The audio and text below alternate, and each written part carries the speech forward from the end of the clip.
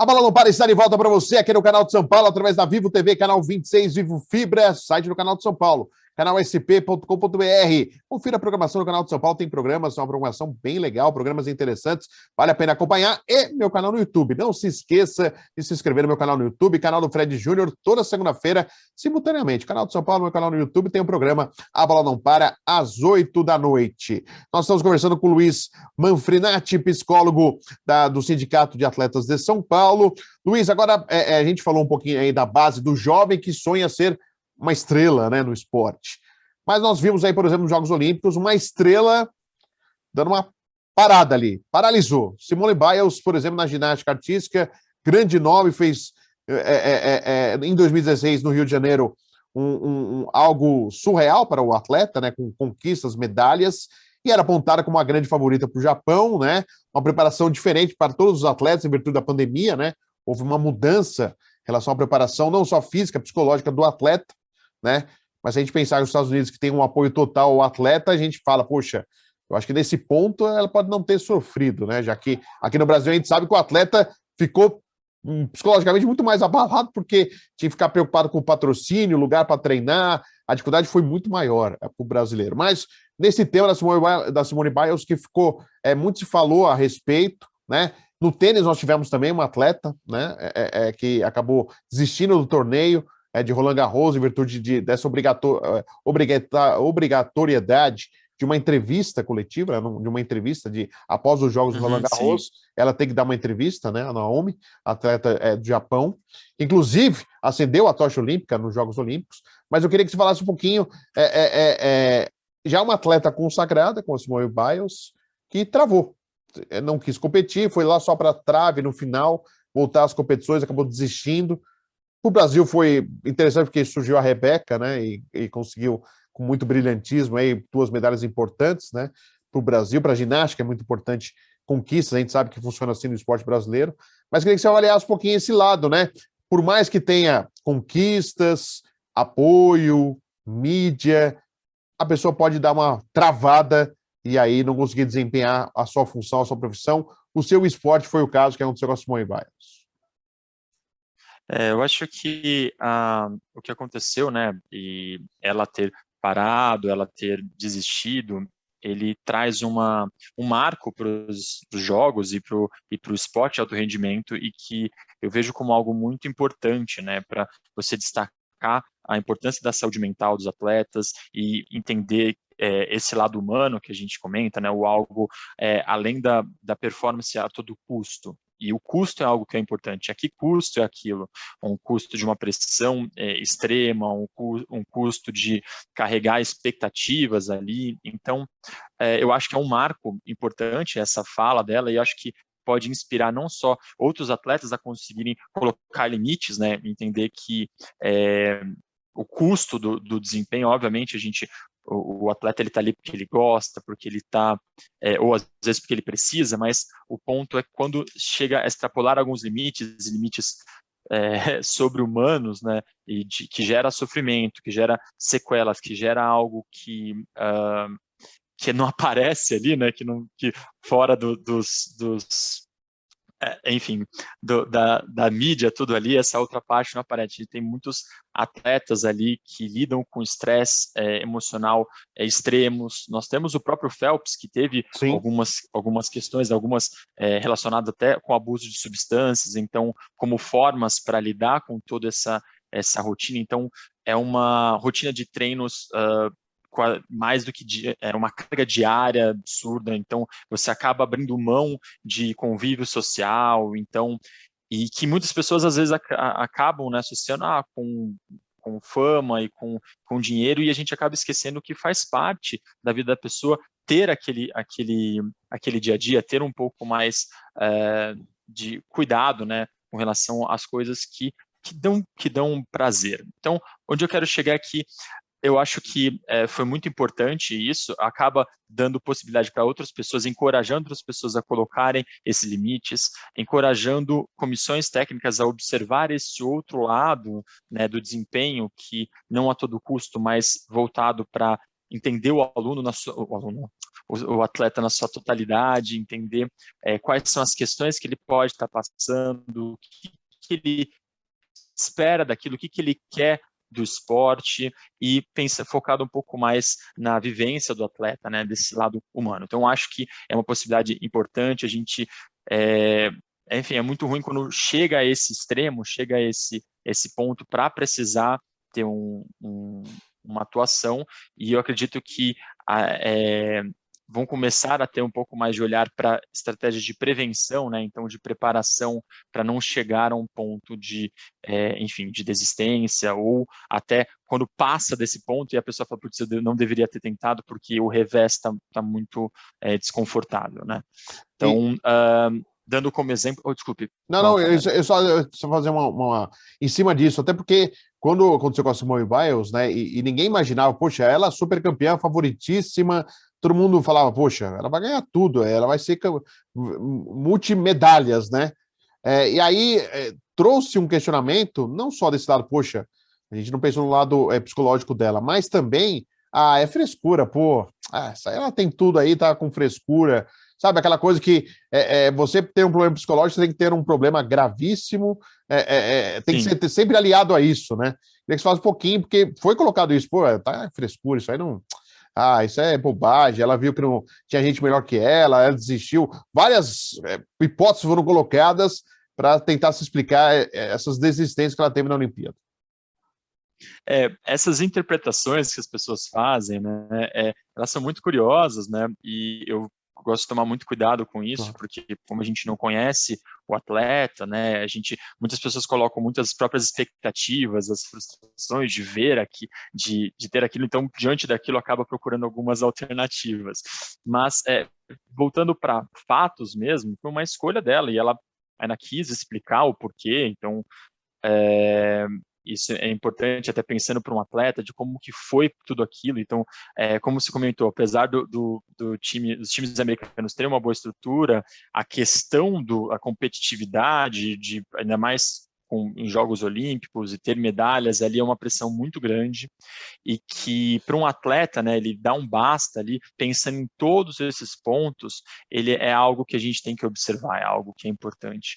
E que, como você comentou, é curioso porque as pessoas acabam criando, né, ideias, interpretações, e que acabam criando não um estereótipo, mas às vezes desvalorizando um pouco tudo que foi o trabalho para estar ali. Obviamente ela treinou muito tempo, assim como outros tantos atletas, e que para chegar a um ponto de desistir, a gente tem que olhar, tá, o que pode estar acontecendo, qual que é a importância disso, não só desistir como um não tentou, como até um pensamento automático e até um pouco injusto, sem entender um pouco o contexto, né? Então, eu acho que a gente tem que tomar muito cuidado com esses pensamentos, que às vezes podem vir de uma certa frustração nossa mesmo, né? Sim. E que, na verdade, é uma possibilidade para olhar de uma forma diferenciada para o esporte, enfim, de um contexto amplo. Eu, pegando o exemplo no futebol, né, assim, não só no futebol, mas de uma forma geral dos esportes, mas o futebol como algo que a gente tem mais contato, né, mesmo nas peneiras que a gente vê, assim, a expectativa da criança, então lidar com aquela frustração, tudo aquilo, é um aspecto, assim, que a gente vê em diversas peneiras, assim, então a gente tenta fazer um trabalho, uma preparação, mas não é fácil.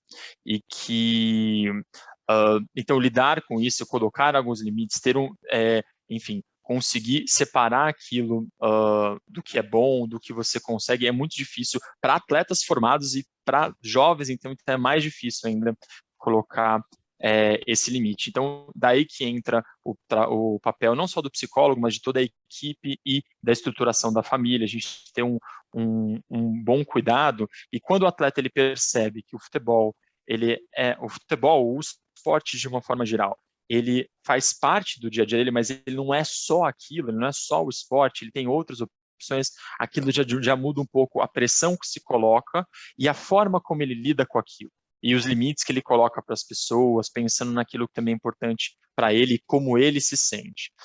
Então, algumas pessoas assim vão falar que pode ser uma frescura, etc., mas isso é muito difícil. E mesmo se fosse, a escolha para ele colocar aquilo e se posicionar já indica algo muito importante para o atleta, né? Então, eu acho que é um movimento que pode ser muito importante aí, até para ganhar voz dentre os atletas, e é uma das coisas que a gente trabalha bastante no sindicato, né? Então, procurar ver o que é interessante para o atleta, quais são os interesses dele, qual que é, às vezes, algumas questões que faltam de informação e conseguir buscar o sonho dele, né? Como qualquer outra pessoa busca ali.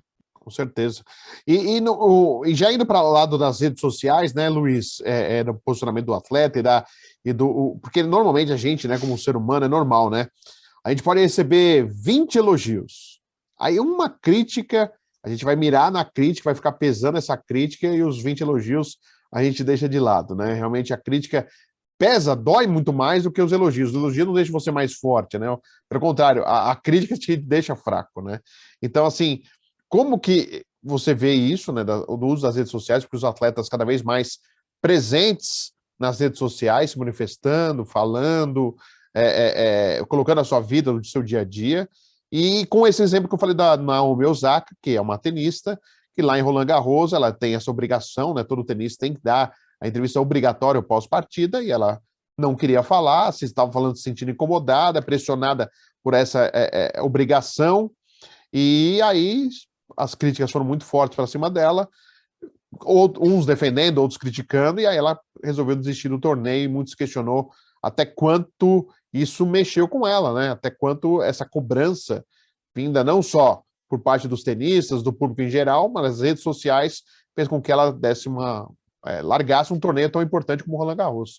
E como que você vê essa utilização das redes sociais também, viu, Luiz? Olha, eu acho que tem que se tomar muito cuidado, né? E não é de hoje essa questão das redes sociais, uma vez que ela tem todo um acesso, né? Então, parece que a pessoa fica mais vulnerável, e isso tem, obviamente, alguns pontos que a pessoa faz bem, no sentido de colocar aquilo, só que também você acaba ficando mais atingível, mais vulnerável. Se a pessoa não está bem, se ela não está se sentindo bem, aquilo acaba sendo uma porta de entrada para desenvolvimento de algumas questões, eu não diria de transtorno, mas de desconfortos emocionais e sociais. Então, acaba se atribuindo uma responsabilidade. A gente sabe que a mídia ela é importante, ela faz parte da vida da pessoa, o contato social, mas acaba se criando uma imagem, uma dependência, uma relação com aquele mecanismo, né, sem filtros, e aquilo às vezes acaba reproduzindo alguma coisa ou criando expectativas irreais em cima do que aparece ali na imagem.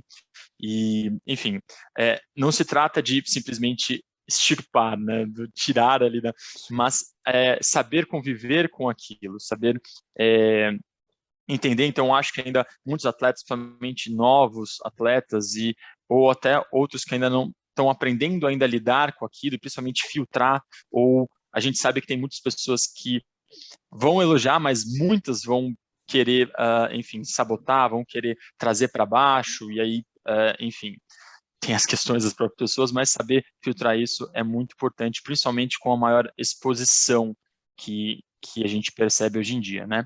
Então, eu acho que precisa ter um trabalho muito importante do significado que é a rede social e como tal, né, de contatos, e hoje a gente sabe de divulgações, mas entender também que não vai ser as mil maravilhas, e saber filtrar algumas dessas coisas como parte, não só para os atletas, né, mas principalmente porque estão mais expostos, então comentários, pensamentos, tudo isso, enfim, pode acabar não só trazendo um desconforto para ele, mas é algo que é fora de campo, que deveria estar relacionado com questões de lazer, acabam impactando ali na vida da pessoa, enfim, a gente vê atletas sendo perseguidos aí, tem aquele exemplo, eu não lembro qual foi o nome do goleiro lá que tinha, que as redes sociais votaram como uma Sidão. forma até Foi o Sidão. super pejorativa, foi o Sidão. Sidão. Então, esse foi um grande exemplo do que aconteceu de como que as redes sociais, esse mecanismo, a gente ainda não está preparado para lidar com isso e, enfim, e filtrar algumas das questões. Então, eu acho que é necessário, a gente sabe que está dentro da atualidade, só que ainda é importante ter filtros, ou seja, entender, e eu falo assim, a pessoa que ela se ofende ali, ela precisa entender como ela é, como ela se sente, por que aquilo é importante para ela. Ela conseguindo fazer isso, ela consegue filtrar, ela consegue blindar aquilo que vai aparecer e a partir daí conseguir lidar melhor com aquela situação. Legal. Luiz, muito obrigado por atender aqui o programa Bola Não Para. Sucesso para você na carreira, na psicologia esportiva, no trabalho no sindicato e todas as suas frentes aí de trabalho. Muito obrigado e boa sorte. Fred, eu sou fã aqui do seu trabalho, enfim, de toda essa ideia, né, de trazer a fala de psicólogos, de profissionais dentro do esporte, e foi um prazer poder contribuir um pouco aí, e agradeço os questionamentos, agradeço toda a atenção e estou à disposição sempre que precisar. Mais uma vez, parabéns aí pela iniciativa e pelo programa. Tudo de bom para você. Muito obrigado. Agradecendo o Luiz Manfrinati, foi nosso convidado psicólogo do Sindicato dos Atletas aqui de São Paulo. O programa Bola Não Para volta semana que vem, sempre com um convidado inédito falando de esporte para você. Até lá!